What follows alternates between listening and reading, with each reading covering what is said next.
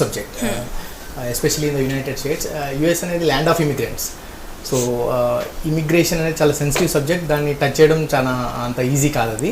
And moreover as sir said, Vivek Ramaswamy కావచ్చు and Elon Musk కావచ్చు, so they are all favour to this H1B because high very good talent కావాలనేదే వాళ్ళది కూడా. So ఒక problem ఏంటంటే India has lot of H1B applications, అందుకు మనకు ఆ తేడా కనిపిస్తుంది. కానీ I don't think it will be a big problem for H1B people. కాకపోతే విషయం ఏంటంటే యుఎస్ మెయిన్గా చూసేది ఏంటంటే, even Trump is against illegal immigrants, is always against the illegal immigrants. అంటే అన్డాక్యుమెంటెడ్ పీపుల్ ఎవరైతే ఉన్నారో వాళ్ళ మీద he's against. So people who are studying well, మంచి డిగ్రీతో వెళ్ళి మంచి యూనివర్సిటీస్లో చదువుకొని ఉంటే మాత్రం వాళ్ళకి ప్రాబ్లం లేదని అంటున్నాను. కాకపోతే ఇండియా నుండి ఎక్కువ పాపులేషన్ వల్ల ఆ కోటా అనేది ఎవ్రీ ఇయర్ మామూలుగా ఒక 65,000 వరకు మన general quota and 20,000 masters quota ఉంటుంది. అండ్ అరౌండ్ 6,800 వరకు చైల్డ్ అండ్ సింగపూర్ సిటిజన్స్కి ఉంటుంది అన్నట్టు. సో ఈ H1B అప్లికేషన్స్ ఎక్కువ అవ్వడం వల్ల that is the only difference. But going forward నేను ఒక 16 years యూఎస్లో ఉన్నాను.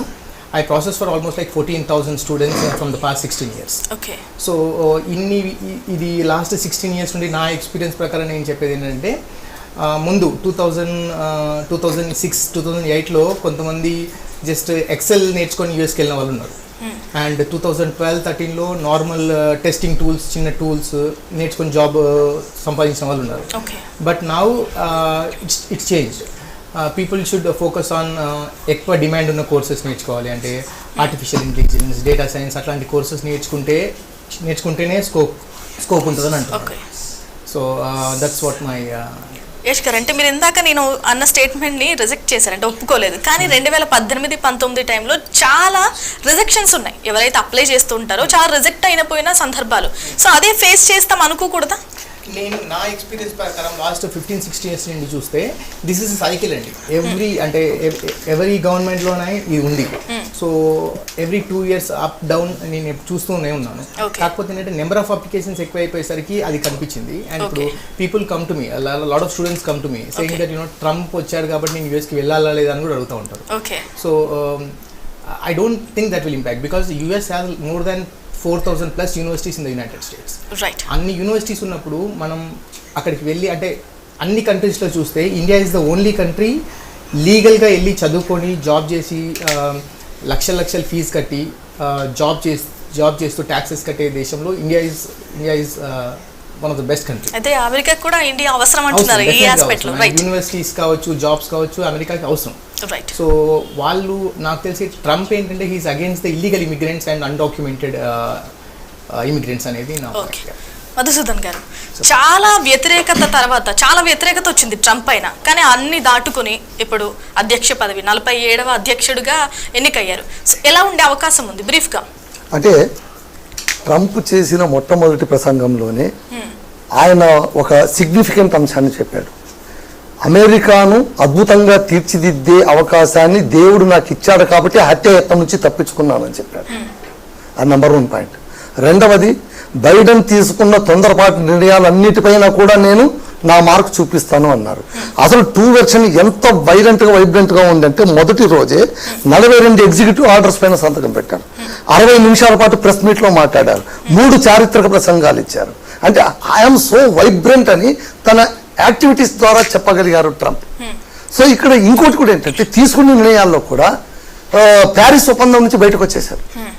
అది వాతావరణానికి సంబంధించింది, భూతాపోన్నతిని తగ్గించాలి అని ప్రపంచం మొత్తం కూడా అర్జు చేస్తున్నటువంటి ఆ ఒప్పందం, కీలకమైన ఒప్పందం, ఆ ఒప్పందం నుంచి తను బయటకు వచ్చేసారు. కారణాలు ఏం చెప్తారో చూడాలి. అలాగే వరల్డ్ హెల్త్ ఆర్గనైజేషన్ నుంచి బయటకు వచ్చేసారు. బయటకు వచ్చి ఆయన చెప్పిన కారణం ఏంటి? ఇప్పుడు చైనా దాదాపు 1.4 మిలియన్ల జనాభా ఉన్నటువంటి చైనా ఇస్తున్నది కేవలం $39 మిలియన్, కానీ $39 మిలియన్, కానీ మేము $500 మిలియన్ ఇస్తున్నాము, మేము ఎందుకు ఇవ్వాలని క్వశ్చన్ చేస్తున్నాం. అలా చెప్పినప్పుడు వరల్డ్ హెల్త్ ఆర్గనైజేషన్ అధ్యక్షుడు అంటున్నారు, ఆయన హీజ్ అర్జింగ్, ఆయన ఏమంటారు, మీరు ఇట్లా బయటకు వెళ్ళిపోతే ఎట్లా, WHO ప్లస్ US 2 కలిసి కదా ప్రపంచానికి సేవ చేయాల్సింది, మీరు ఇట్లా తప్పుకుంటే ఎట్లా అని. అంటే ఇక్కడ మీరు గమనించాలి, America is America, America is one అని ఆయన నినాదాలు కూడా ఇచ్చారు.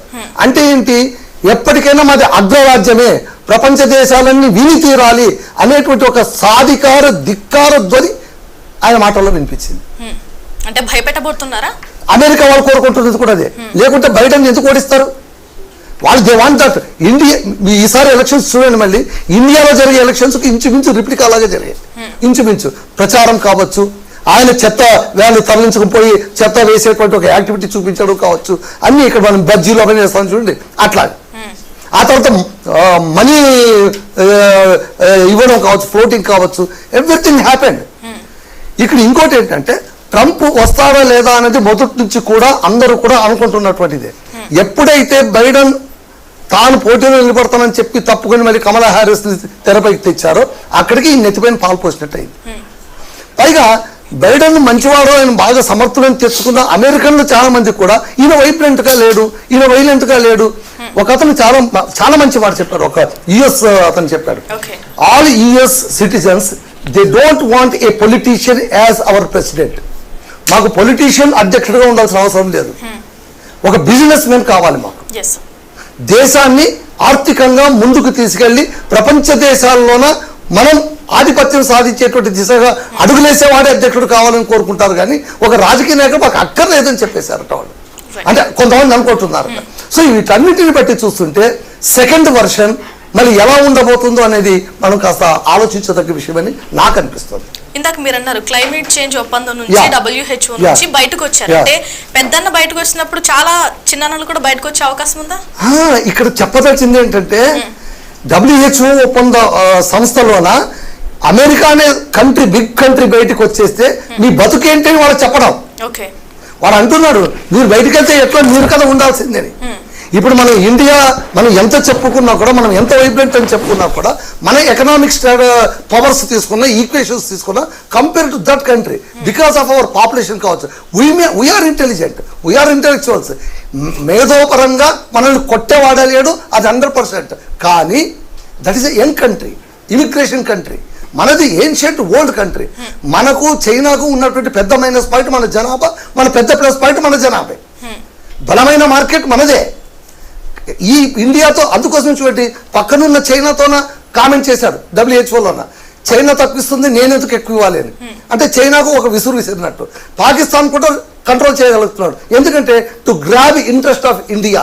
ఇండియాకు ఈ రెండు రాష్ట్రాల నుంచి, దేశాల నుంచి ఎప్పటికైనా థ్రెట్ ఉంది కాబట్టి. సో ఆయన సామభేద దాన దండోపాయాలు ఉపయోగించడానికి సిద్ధమై సెకండ్ వర్షన్ తో వచ్చాడేమో అని అందరికీ అనిపించేలా ఈ రోజు ప్రవర్తించారని నాకు అనిపిస్తుంది. రైట్. శ్రీశైలం గారు, మొత్తం 7 స్వింగ్ స్టేట్ లోని కానీ లేదంటే టోటల్ మెజారిటీ చూసినా చాలా మంచి మెజారిటీ. ఆయన అంటున్నట్టు స్వర్ణయుగం తీసుకొస్తాను అంటున్నాడు, ఇక అంతా స్వర్ణయుగమే అని. సాధ్యమవుతుందా? అమెరికా అనేటటువంటిది ఒక అద్భుతమైన కంట్రీ అండి, ఎవరైనా ఒప్పుకోవాలి దాన్ని.